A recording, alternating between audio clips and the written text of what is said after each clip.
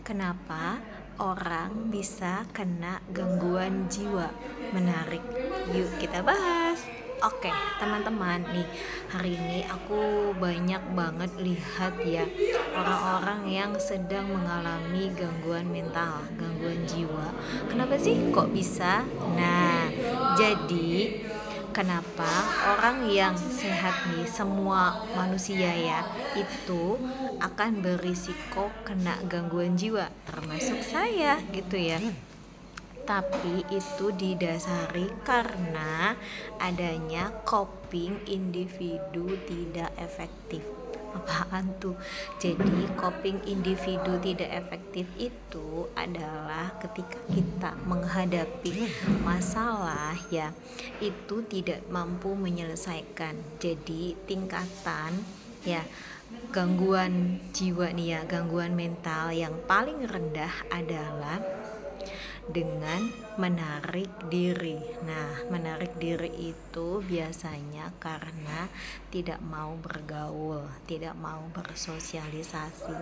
Jadi, dia tuh merasa insecure. Nah, merasa malu, tidak mampu dia beradaptasi dengan orang lain. Nah, jadi kalau kita mengalami hal seperti itu harus mencari solusinya ya. Nah, jadi teman-teman nih di sini ketika dia mempunyai kekurangan ya, mempunyai kekurangan, contoh nih saya nih punya kekurangan, misalkan saya nggak bisa ngomong R gitu ya. Saya nggak bisa ngomong R, tapi saya mampu dengan tetap berkomunikasi dengan baik ya, karena setiap manusia itu punya kekurangan dan punya kelebihan. Nah, tapi jika seseorang itu kekurangannya itu dia selalu merasa tidak percaya diri, itu akan mengakibatkan dia tidak mampu bersosialisasi dengan baik ya.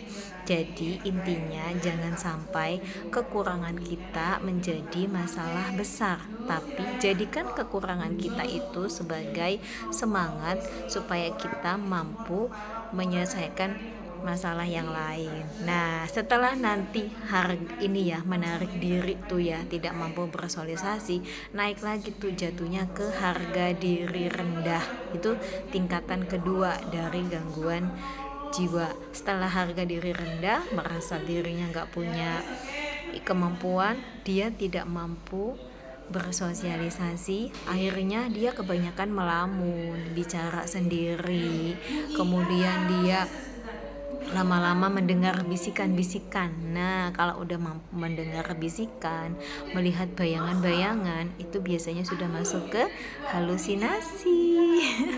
Halusinasi itu banyak ya, ada halusinasi pendengaran, ada halusinasi penglihatan. Nah, itu dapat juga yang paling bahaya itu ketika dia melakukan perilaku kekerasan ya, yaitu biasanya dengan bunuh diri atau mencederai orang lain ya.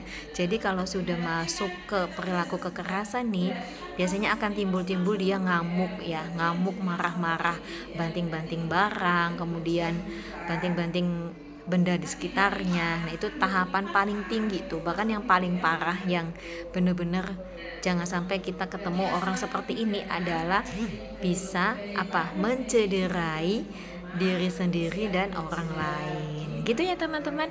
Jangan sampai kita terkena gangguan jiwa ya, yaitu solusinya adalah selalu tetap semangat dan percaya diri. Dadah, see you, bye-bye, semoga bermanfaat.